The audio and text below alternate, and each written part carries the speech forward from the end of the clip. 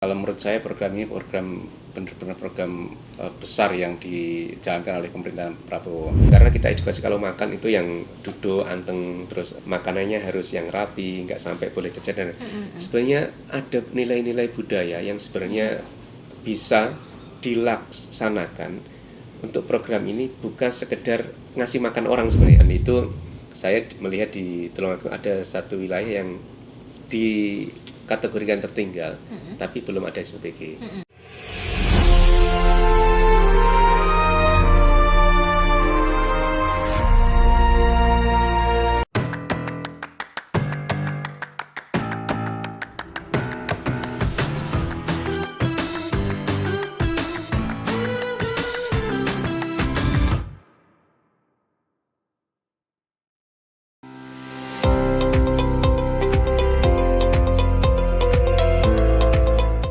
Program Makan Bergizi Gratis hadir sebagai salah satu upaya strategis untuk memastikan setiap anak Indonesia mendapatkan asupan gizi yang layak, sehat, dan berkualitas.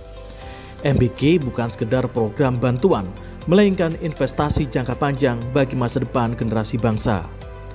Namun, keberhasilan program ini tidak bisa hanya dibebankan kepada pemerintah. Dibutuhkan kolaborasi yang kuat antara berbagai pihak, mulai dari pemerintah daerah, tenaga kesehatan, sekolah, pelaku usaha, hingga masyarakat luas. Upaya memperkuat pengawasan program Makan Bergizi Gratis terus dilakukan oleh pemerintah. Badan Gizi Nasional bersama Kejaksaan Republik Indonesia berkomitmen menjaga kualitas dan transparansi program Makan Bergizi Gratis. Wakil Kepala BGN Sony Sonjaya menegaskan program Makan Bergizi Gratis menjadi prioritas pemerintah. Karena itu, pengawasan harus dilakukan berlapis, mulai dari masyarakat, aparat pemerintah, hingga penegak hukum. Malam ini juga seluruh mitra, seluruh Indonesia, ya sekarang itu sudah ada 26.126 SPPG seluruh Indonesia, itu akan saya beri informasi. Hati-hati kalian, jangan melakukan markup, jangan menurunkan kualitas. Ya, fokuslah kepada program MBG yang berkualitas. Karena apa? Semua sekarang masyarakat memonitor, APH memonitor, APIP juga memonitor. Sementara itu, Jaksa Agung Muda Intelijen Reda Mantovani menjelaskan, laporan yang masuk tak hanya berupa keluhan, namun juga prestasi terhadap kinerja dapur MBG. Seluruh laporan akan diverifikasi dengan melibatkan Badan Permusyawaratan Desa untuk memastikan keakuratan data. Kita untuk mencegah ke depan, bagaimana mencegah ke depan, ya, agar output atau produk dari SPPG atau ini hasilnya sesuai dengan nilai yang sudah ada, yang sudah ditentukan, misalkan 10.000.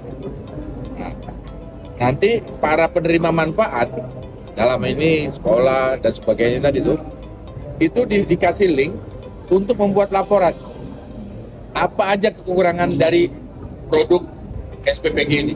Di sisi lain, implementasi standar kualitas dan higienitas juga telah diterapkan di sejumlah dapur MBG. Salah satunya Dapur Nikmat Barokah di Kota Surabaya. Dapur ini telah mengantongi sertifikat layak higienis sanitasi yang menjamin kualitas dan keamanan makanan bagi penerima manfaat. Kami memang menerapkan standar agak di atas standar, ya.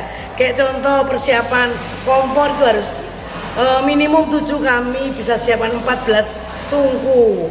Kita ini agak kencang untuk bahan makanan. Jadi kita pasti harga itu kita cari yang bagus. Tetapi kualitas barang harus kita utamakan. Tapi dengan catatan, kami tidak main-main. Kalau barangnya dikirim jelek, tak kembalikan.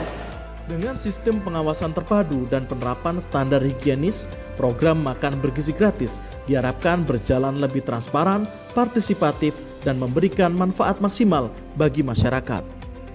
Dari Surabaya, Jawa Timur, Tim Liputan Metro TV. Beli sayur di Pasar Turi, pastikan pilih yang segar, jangan yang layu. Halo pemirsa, selamat datang kembali di podcast Suara Jatim yang akan membahas dapur MBG, gizinya harus bermutu. Tentunya di Metro TV, ruang dialog yang selalu dekat dengan isu-isu yang menyentuh langsung kehidupan masyarakat Jawa Timur. Di episode kali ini kita akan membahas sesuatu yang sangat dekat dengan masyarakat Indonesia, khususnya Jawa Timur, yaitu dapur. Tapi ini bukan sembarang dapur. Dan kita akan bicara soal dapur MBG, makan bergizi gratis, yang merupakan program nasional yang kini menjadi salah satu harapan besar bagi jutaan anak Indonesia untuk tumbuh sehat, cerdas, dan juga kuat. Ketika kita bicara soal dapur MBG, ini langsung yang terlintas adalah tanggung jawab bersama ya pemirsa. Karena memastikan gizi berkualitas bagi anak ini tidak hanya menjadi PR pemerintah pusat, tapi ini adalah investasi kolektif dari berbagai pihak, dari pemerintah daerah, sekolah, tenaga kesehatan, bahkan di sektor masyarakat. Pertanyaannya, sudahkah dapur-dapur MBG ini benar-benar terjaga? Dan siapa yang memastikan makanan ini sampai ke tangan anak-anak itu layak, sehat, dan juga bermutu? Kita hari ini akan membedahnya satu persatu, mulai dari kualitas gizi, kolaborasi lintas sektor, hingga peran pengawasan DPRD Provinsi Jawa Timur dalam segmen spesial kita di Ngode Ngobrol Bareng Dewan.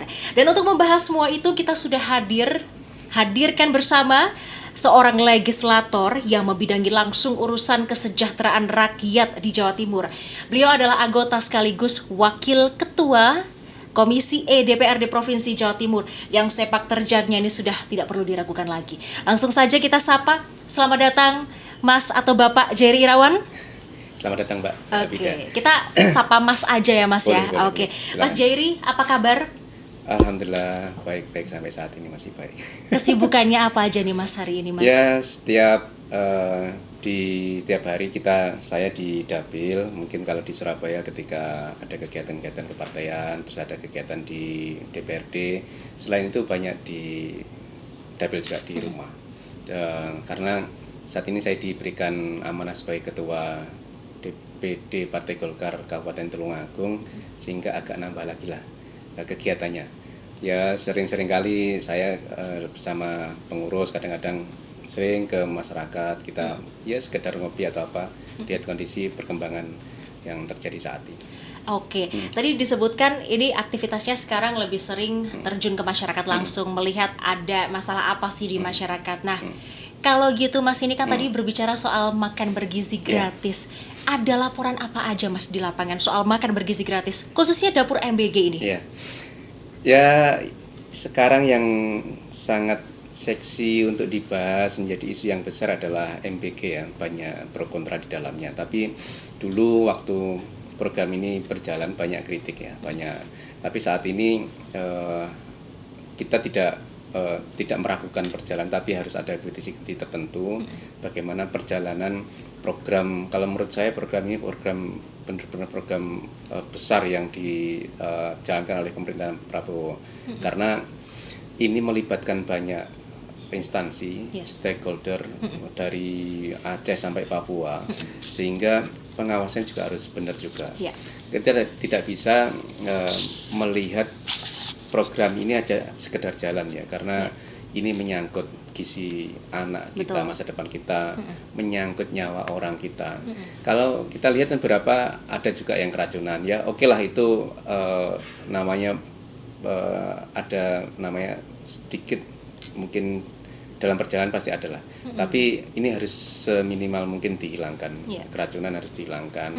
Kemudian persoalan-persoalan MBG, persoalan bagaimana menunya yang kurang atau menunya yang dirasa tidak layak, itu juga harus menjadi perhatian kita. Karena ini program yang digagas Presiden Prabowo untuk menyiapkan generasi emas tahun 2045. Oke, menarik sekali. Artinya sejauh ini dari kacamata Komisi E DPRD Provinsi Jawa Timur, bagaimana Bapak melihat jalannya dapur-dapur MBG yang sudah berjalan di Jawa Timur selama ini? Kalau kita melihat sebenarnya ada dapur yang memang bagus, ada beberapa dapur yang memang harus ada kritisi tertentu harus diperbaiki. Ada juga dapur-dapur yang memang ya setidaknya ini kurang layak lah untuk dijalankan. Makanya kalau kita lihat data di tahun 2019 Maret ini memang di Jawa Timur ada 788 dapur atau SPBG yang dihentikan oleh pemerintah atau PGN. Karena saya melihat dari beberapa alasan itu ya memang satu belum memiliki sertifikat layak higienis lah. Dan kedua tidak memiliki IPAL lah, instalasi pengolahan limbah air, dan itu menjadi syarat utama karena apa? Ini menyangkut makanan yang masuk ke tubuh anak-anak. Kalau ini memang tidak memiliki sertifikat sebenarnya ya nggak boleh jalan. Nah, tapi kan ini perjalanan Pak Prabowo mengejar kuantitas, mengejar banyak, makanya seiring berjalannya diperbanyaknya SPBG maka perbaikan dan kritik juga harus mengikuti. Nah, nggak bisa kita melihat diperbanyak terus tapi kualitas ditinggal, nggak bisa. Makanya ini harus terus diperbaiki, harus terus dipantau agar program ini bisa berjalan dengan baik. Oke, ini selaras dengan tayangan tadi ya Pak ya, dari Wakil Kepala BGN ini yang mengatakan hati-hati nih ya, jangan mark up tapi fokus dengan program karena masyarakat yang akan memonitor, begitu ya? Iya benar. Kita harus memberikan ruang yang banyak kepada masyarakat karena masyarakat ini kan menjadi ya seharusnya bukan hanya sebagai objek penerima tapi diikutkan dalam pemantauan. Makanya saya senang sekali ketika ada kemauan masyarakat untuk menyampaikan kritik. Di beberapa tempat, contohnya ada kita lihat ada di Sampang atau Pamekasan kemarin itu yang lelenya mentah. Saya tahu itu lele marinasi lah, tapi belum sampai dimasak, tapi dibagikan ke anak-anak. Di beberapa tempat ada yang makannya kurang layak lah, sebenarnya itu ada yang mie masih kering, terus ada juga yang buahnya sudah layu, sudah nggak layak makan. Itu kan sebenarnya ini kalau kita lihat ini ya jauh dari SOP yang ada. Betul. Nah, makanya di awal memang saya dan kami di komisi itu sejak awal 2025 atau akhir 2024 itu menyampaikan ya seenggak-enggaknya kalau pada waktu itu SOP belum benar-benar bisa diterapkan ya setidaknya ada 4 hal itu ya. Pertama dalam satu empreng atau ompreng itu ya tepat waktu, tepat gizi, tepat jumlah dan tepat tampilan itu yang harus diberikan kepada anak-anak kita. Oke. Ompreng tepat waktu, tepat gizi, tempat tampilan itu penting sekali ya Pak. Karena kan kalau kita melihat anak SD sampai SMA ini punya kecenderungan mood yang beda-beda dalam makan ya Pak ya. Kalau saya sering kok waktu di rumah itu sepulang anak saya di SD itu saya tanya makanannya hari ini habis atau enggak, kenapa enggak habis. Ada kadang anak bilang itu kalau habis tuh mungkin makanannya beda dengan yang kemarin, berbeda-beda sehingga anak ini kadang-kadang anak ini besok makan apa lagi ya itu. Nah tapi itu menjadi hal yang bagus. Tapi kalau makanannya itu saja ya, ada nggak habis. Kadang-kadang juga melihat mungkin cara membersihkan omprengnya kurang bersih juga, kadang masih bau. Ini juga kita temukan beberapa tempat juga emprengnya masih bau dan itu mempengaruhi juga loh. Kalau emprengnya itu apalagi kalau masakannya itu yang berminyak, pasti kalau itu nggak bersih akan meninggalkan bau. Mbak Bida juga pasti akan lihat. Kalau saya di rumah pun kalau nyuci piring akan saya lihat juga ini akan bau atau enggak.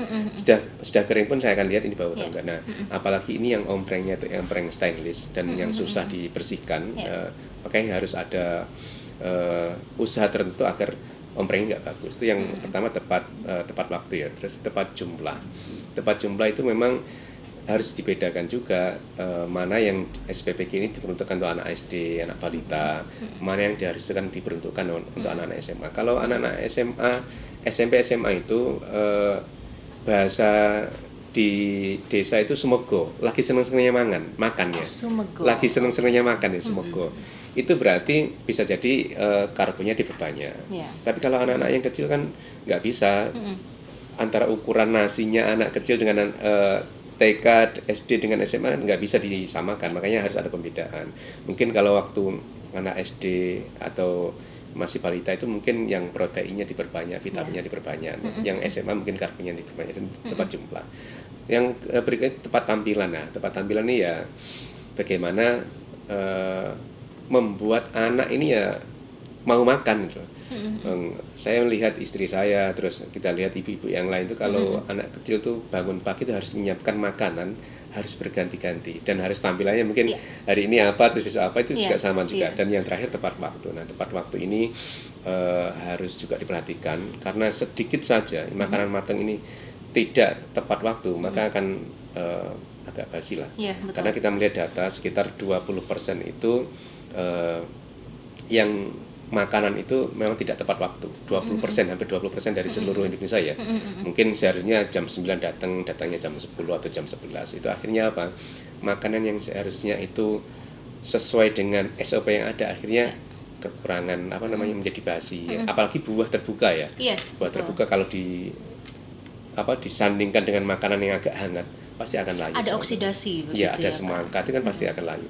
Kalau buah yang berkulit, ya itu boleh-boleh saja mungkin ya, tapi kalau buah yang terbuka itu juga akan mempengaruhi kualitasnya nanti itu anak. Nah, ini berarti artinya PR banget nih untuk dapur-dapur MBG khususnya yang ada di Jawa Timur. Nah, tapi kita kembali lagi berbicara soal dapur MBG. Sebenarnya bagaimana Mas Jairi ini melihat urgensi program MBG dan program ini tuh bisa loh menjawab persoalan gizi anak khususnya di Jawa Timur ini kayak gimana?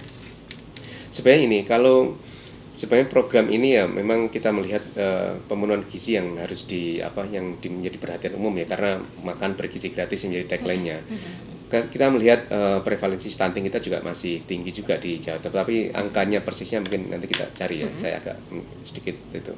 Tapi dengan angkanya stunting itu sebenarnya dengan makan bergizi gratis ini, ibu-ibu di rumah setidaknya dia agak tenang ketika anak-anak sekolah sudah dapat ada makanan bergizi gratis. Mungkin nanti sepulangnya harus jaga. Dan tidak hanya sekedar itu, maka selain memberikan makan bergizi gratis sebenarnya ada pola edukasi kepada masyarakat ya.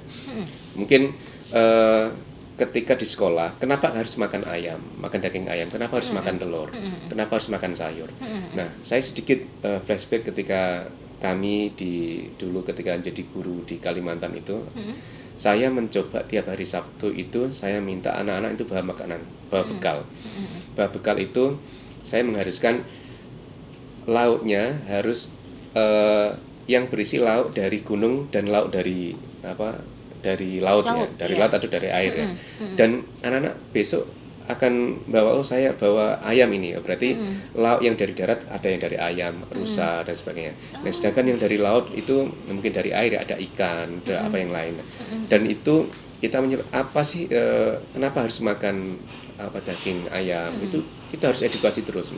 Dan sampai saya melihat perkembangan sekolah yang saya tinggal itu sampai tahun 2020-an masih melakukan hal yang sama. Nah, di situ sebenarnya selain kita mengajarkan pengetahuan gizi pada anak dan orang tua, di situ juga sebenarnya ada waktu untuk berbagi anak-anak. Mungkin saat ini mereka susah ya untuk mendapatkan lauk telur, susah. Mungkin orang tuanya lagi. Itu kan ada tempat berbagi, ada ruang berbagi antara anak-anak. Nah, selain itu, saya melihat waktu awal-awal saya menerapkan ini, itu ketika makan itu banyak nasi yang berjajaran.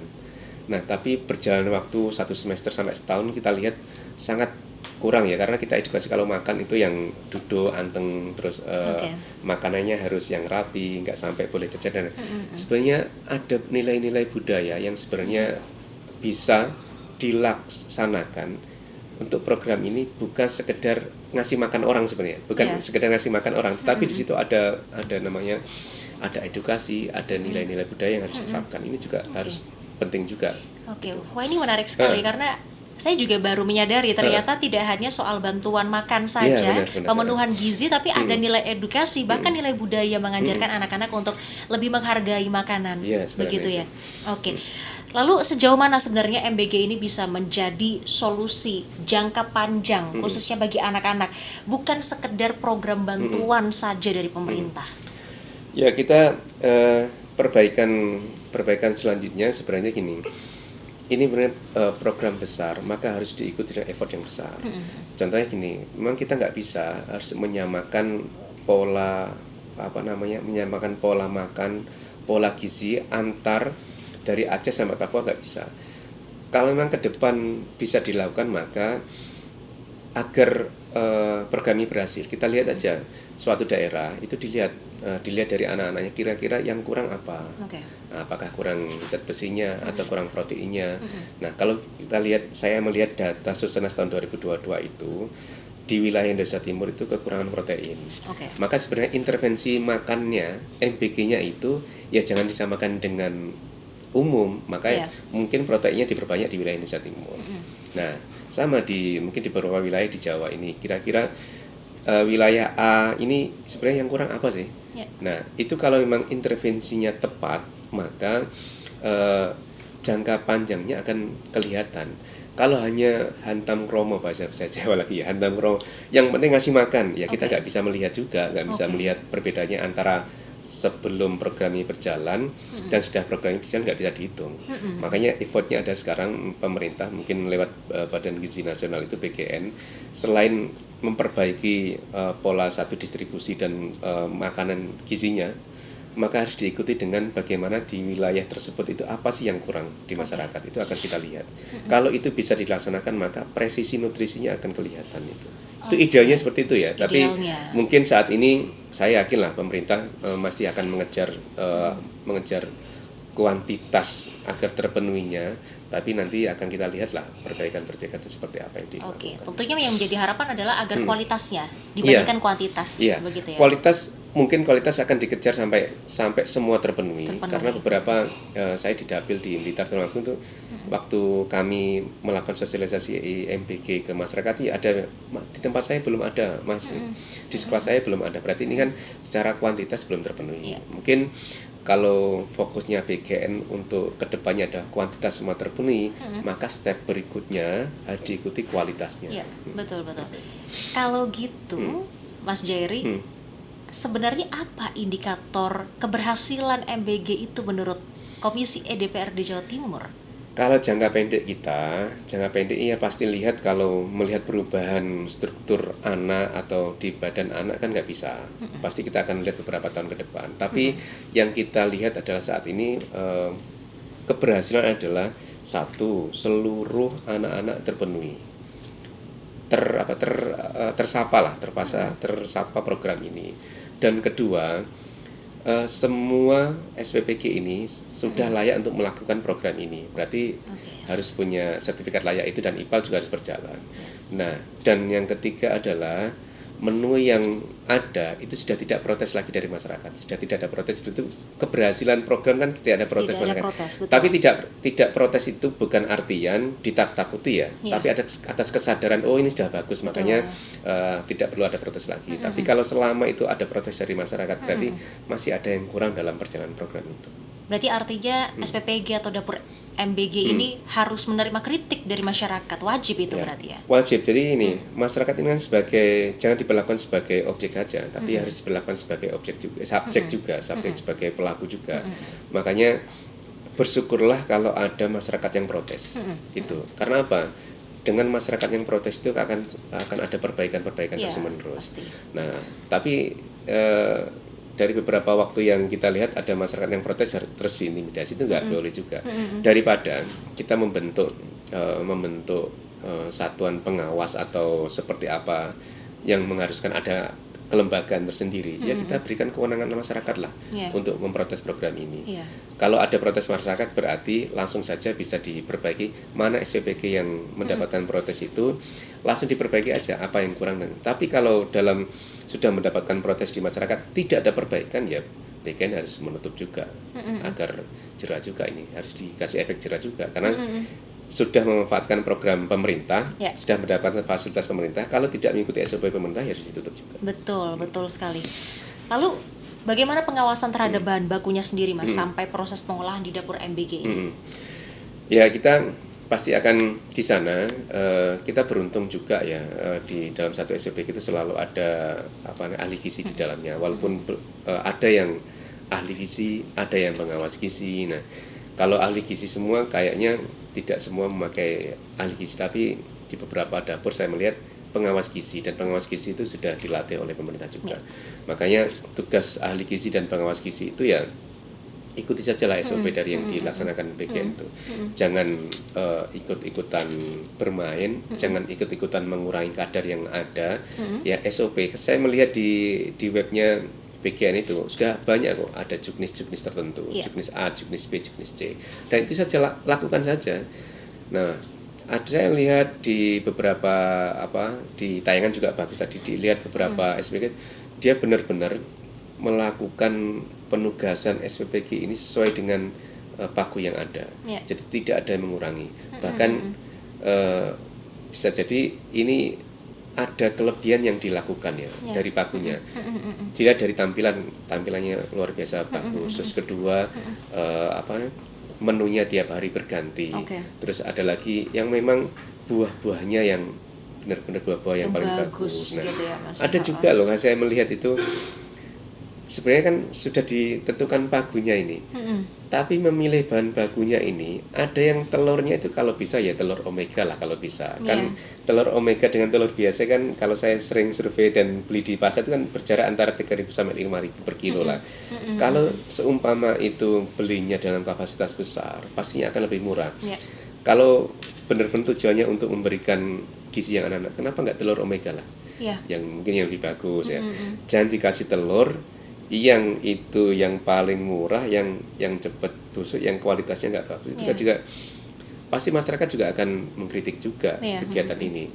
Kalau seumpama dalam satu SPPG ini ya telurnya sudah omega, orang tua itu berarti SPPG ini sudah bagus, makanannya layak. Contoh lagi buah ya, kalau ada buah anggur itu ya anggur yang walaupun nggak premium ya standarnya lah medium, jangan diambil yang murahnya sehingga kalau dicampur dengan nasi agak panas sedikit ya layu, pulangnya banyak nggak kemakan oleh anak-anak juga sama. Itu.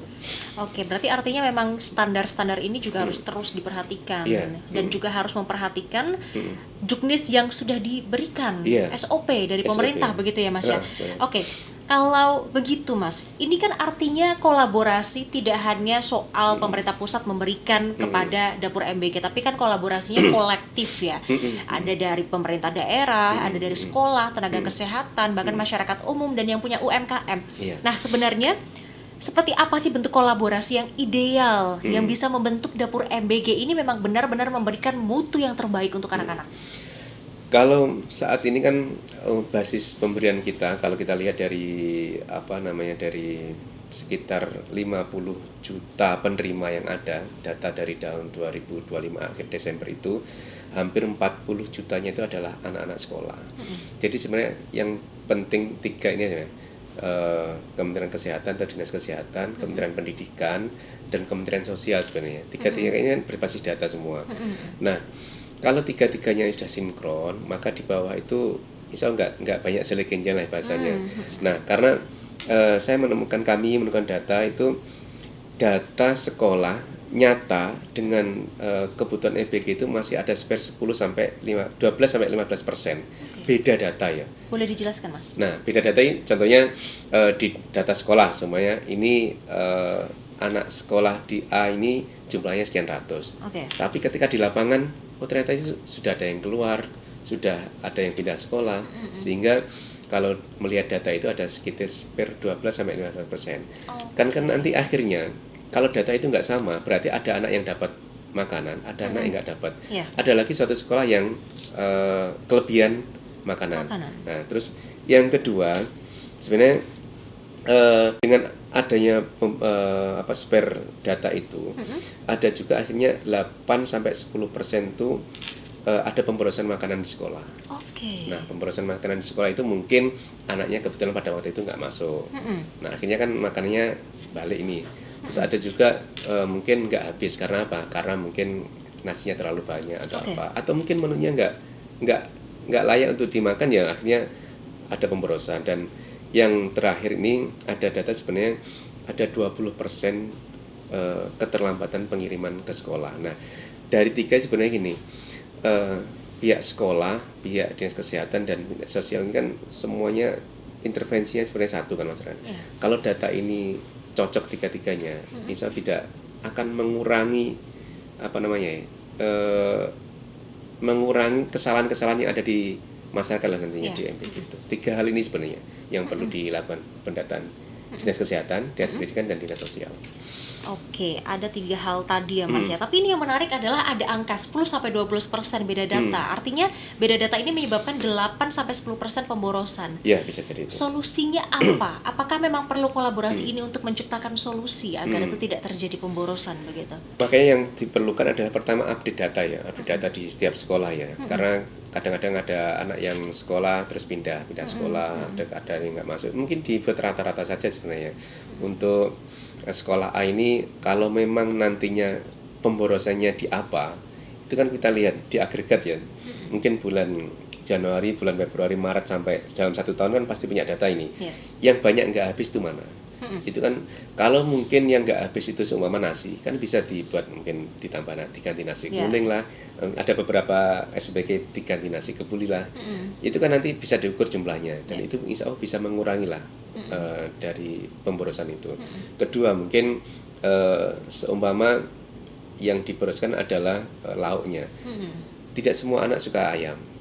Daging ayam. Tidak semua anak suka daging lele mungkin ya. Dan tidak semua anak suka daging daging telur lah bahasanya. Dan tidak semua anak juga suka sayur. Kan dalam perjalanan setahun seharusnya SPPK sudah punya data. Sekolahan ini yang suka makanan apa, buah apa, sayur apa. Dan itu kalau sudah ada datanya tetapi dilakukan terus-menerus, maka pemborosan itu nggak akan berkurang juga. Kalau sukanya di dalam sekolah ini telur ya, mungkin telurnya yang diintervensi lebih sering daripada lauk yang lain.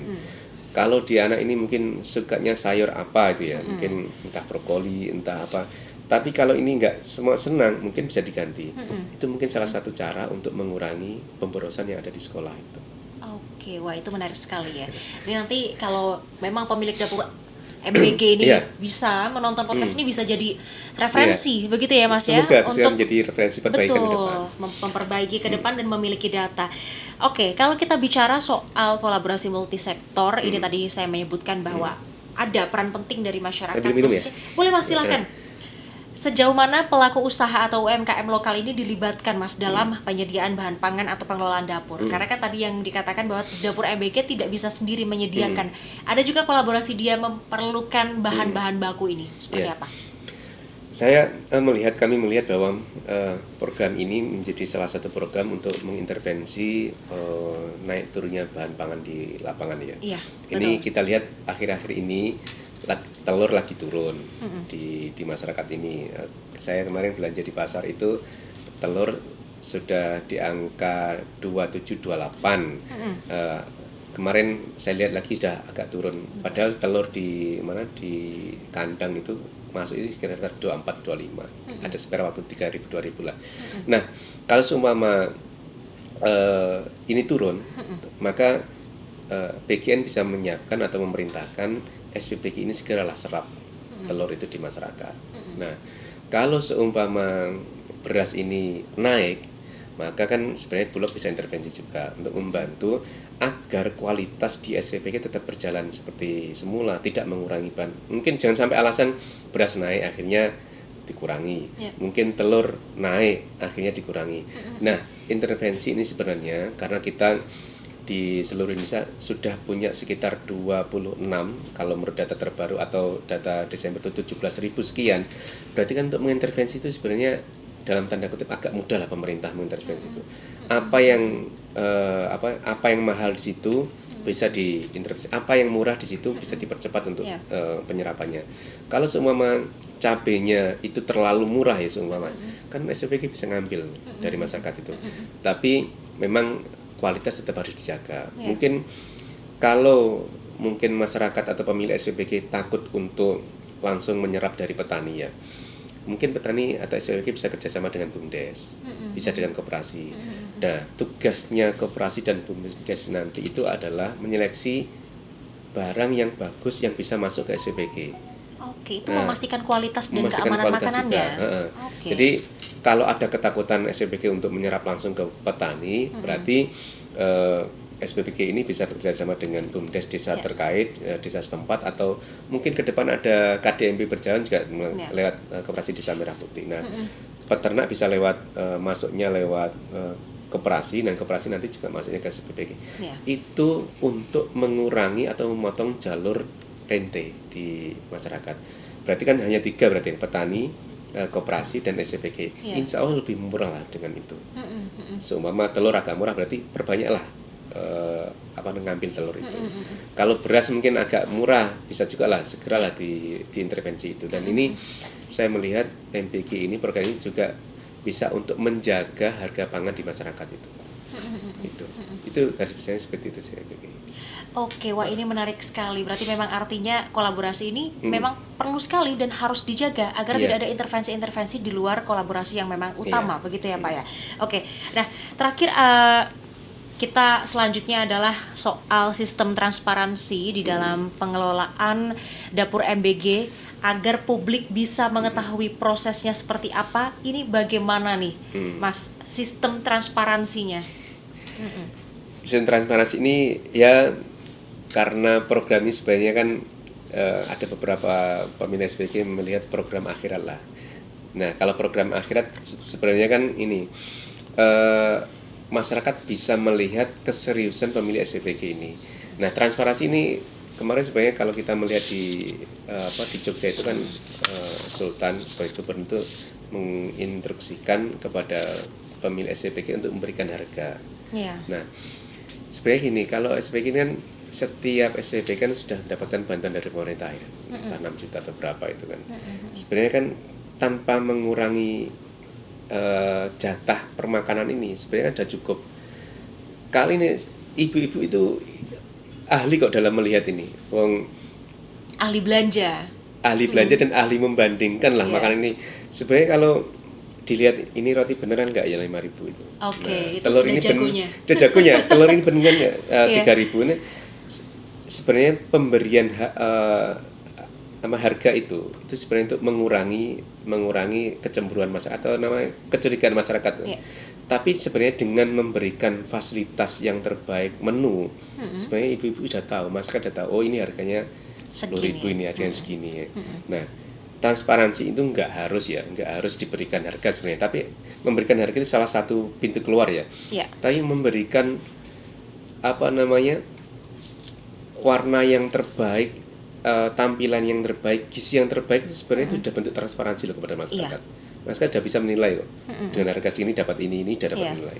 Makanya kalau ada 1 SPG terus ada 3 kurma, terus 1 susu, terus tambah roti, dan itu sebenarnya orang tahu ini harganya nggak sampai 10.000 lah ini. Nah, sebenarnya kan itu dilihat dari tampilan pun sebenarnya tahu. Makanya kami di DPRD Jatim menghimbau ya, pagu yang diberikan oleh pemerintah itu lakukanlah sebaik mungkin. Masyarakat ini sudah melek informasi semua kok, sudah melek harga-harga pangan, sudah tahu semua.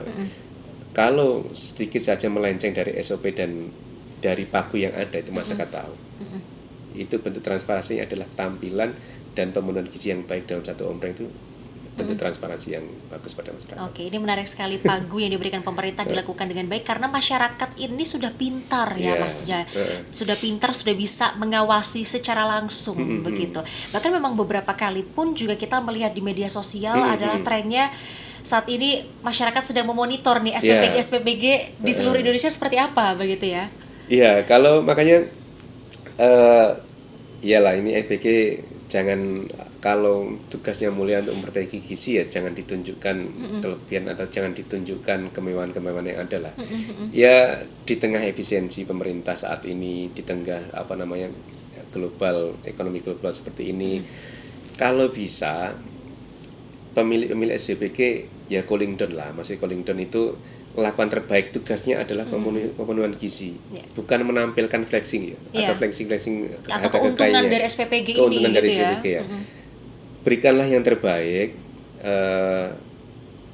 gizinya dipenuhi dengan baik, tampilan dengan yang baik itu. Untuk yang flexing tinggallah. Masyarakat itu akan melihat kebaikan itu sebenarnya bisa hilang kalau diberikan tampilan-tampilan yang kontroversi di masyarakat. Nah, kalau mau tampil sesuai dengan kemampuan ya bolehlah, tapi ya jangan sampai masyarakat ini ini kok dengan program ini kok tambah ini ya, di saat yang lain kekurangan menampilkan hal yang lebih-lebih. Betul. Ya lakukan sajalah. Tugasmu adalah memberikan gizi yang terbaik untuk anak-anak, bukan menampilkan teks. Seperti peribahasa titik nila rusak susu sebelahnya. Ya, nanti akhirnya program yang disusun Pak Prabowo ini, program besar ini akhirnya rusak dengan oknum-oknum yang tidak bertanggung jawab. Yang nakal. Nah, yang seharusnya tidak itu tugasnya. Betul. Nah, kalau dari DPRD Provinsi Jawa Timur sendiri ini mekanisme pengawasannya seperti apa terhadap pelaksanaan program MBG ini? Kami sering komunikasi dengan Dinkes, dengan Dinas Sosial, dengan itu wilayah mana atau kabupaten mana yang belum mengurus sertifikat itu. Kalau memang belum diurus, segeralah diurus. Saya sering komunikasi dengan Dinas Kesehatan di Tulungagung juga. Beberapa SPPG yang belum memiliki sertifikat mana itu dipercepat saja. Itu bentuk kami. Dan dengan Dinas Sosial sebenarnya, dengan Dinas Pendidikan, data persoalan data. Untuk wilayah ini sebenarnya sudah cukup belum SPPG yang ada. Ya. Kalau pagunya memang anaknya berapa ratus ribu, berarti pagu SPPG-nya seperti ini. Ya. Dengan Dinas Sosial lebih banyak kami diskusi dengan data kemiskinan sebenarnya, wilayah-wilayah mana, terutama wilayah-wilayah yang memang di dalam kategori tertinggal ya. Iya. Dan itu saya melihat di Tulungagung ada satu wilayah yang dikategorikan tertinggal, tapi belum ada SPPG. Itu yang kita kejar, bagaimana SPPG secepatnya didirikan di wilayah yang tertinggal itu. Oke, kembali lagi soal quantity, ini memastikan bahwa seluruhnya dapat mendapatkan hak yang sama dalam mendapatkan jaminan MBG ini, begitu ya Pak ya. Oke, nah Mas Jerry, yang terakhir ini sebelum kita mengakhiri podcast Suara Jatim di segmen Ngobrol bareng Dewan hari ini, karena kita tadi sudah banyak membahas ya dari bagaimana teknisnya, pengawasan dan lain sebagainya. Mungkin ada sedikit pesan yang bisa disampaikan dari Mas Jerry kepada masyarakat ini agar ikut mengawasi bersama-sama MBG ini seperti apa, dan mungkin harapan dari DPRD Jawa Timur untuk masa depan program MBG. Program besar ini membutuhkan konsentrasi yang besar juga, baik pemerintah maupun masyarakat. Ya, untuk pemerintah setidaknya jangan alergi terhadap kritik yang ada di masyarakat. Terus kedua, masyarakat yang memang mendapatkan program ini itu juga harus dilakukan di rumah juga.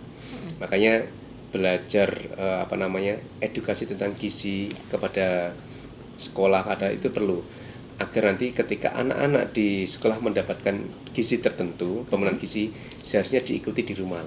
Nanti biar tidak terputus program ini, dan untuk mempercepat hasilnya di sebelum tahun 2045 setidaknya anak-anak sudah siaplah secara mental, secara gizi, dan secara fisik mereka sudah siap untuk menyambut generasi emas tahun 2045 itu. Oke, baik, terima kasih Mas Jerry untuk waktunya. Pemirsa, itu tadi perbincangan saya dengan Mas Jerry, ini anggota sekaligus Wakil Ketua Komisi E DPRD Provinsi Jawa Timur, yang tentunya perbincangan ini membuka wawasan kita tentang program makan bergizi gratis. Bagaimana ini kita semakin jelas masa depan anak-anak, dan bagaimana kita ini membangun fondasi bagi generasi emas Indonesia 2045, dan kita juga melihat bagaimana dapur MBG ini bisa benar-benar berjalan jika ada kolaborasi yang baik antar sektor dari pemerintah pusat hingga masyarakat, khususnya UMKM. Dan pemirsa, tentunya ini menjadi hal penting sekali bagi kita untuk terus mengawal program MBG ini agar menjadi investasi strategis ke depannya bagi bonus demografi Indonesia. Dan itu tadi perbincangan kami bersama dengan anggota sekaligus Wakil Ketua Komisi E DPRD Jawa Timur, Mas Jerry Irawan. Dan terima kasih sudah menemani kami hari ini di podcast Suara Jatim. Jangan lupa untuk bagikan episode ini ke keluarga Anda, ke sahabat Anda, karena semakin banyak yang tahu, semakin kuat juga pengawasan kita terhadap makan bergizi gratis. Dan sampai jumpa di episode berikutnya, tetap sehat selalu. Demikian podcast Suara Jatim di Ngobrol bareng Dewan, persembahan dari DPRD Provinsi Jawa Timur. Saya Arbi Danila, mewakili seluruh kru yang bertugas mengucapkan terima kasih dan pamit undur diri. Sampai jumpa. Selamat